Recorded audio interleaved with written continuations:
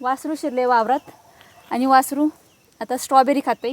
तर किशी त्याला आवाज दिलाय, कवाशी येते काय माहीत. ऐक, बांधून ठेवायचा ना त्याला, त्यानं खाल्ली की स्ट्रॉबेरी. कुठनं आला काय माहिती, तर मी बोलते आता, बघतोय माझ्याकडं. गुरंढोरं त्यांना काय हो समजते, वावर आहे का जंगल आहे का पिकवलेलं शेत आहे. त्यांचं काय आहे, फक्त खायचं. जो आपला मालक आहे त्यानं सांगितलेलं ऐकायचं. अवतीभोवती घडणाऱ्या ह्या ज्या छोट्या मोठ्या गोष्टी आहेत ना, या गोष्टी एक्सप्लेन करताना त्या छोट्या छोट्या गोष्टींमध्ये मी स्वतः खूप आनंद घेते आणि हाच आनंद मी तुमच्याशी शेअर करण्याचा प्रयत्न करत असते. तर हा जो खोंड आहे तो थोड्या दिवसांपूर्वी माझ्या वावरातसुद्धा शिरलेला आणि त्यानं एका स्ट्रॉबेरीच्या अर्ध्या बेडचं कल्याण केलेलं. पण ठीक आहे, नंदी बैल आहे, शिवाय महादेवाचं वाहनही आहे. यातच समाधान मानायचं की त्या नंदी बैलाचंच म्हणजे महादेवाच्या वाहनाचं पाय हे आपल्या शेताला लाभले.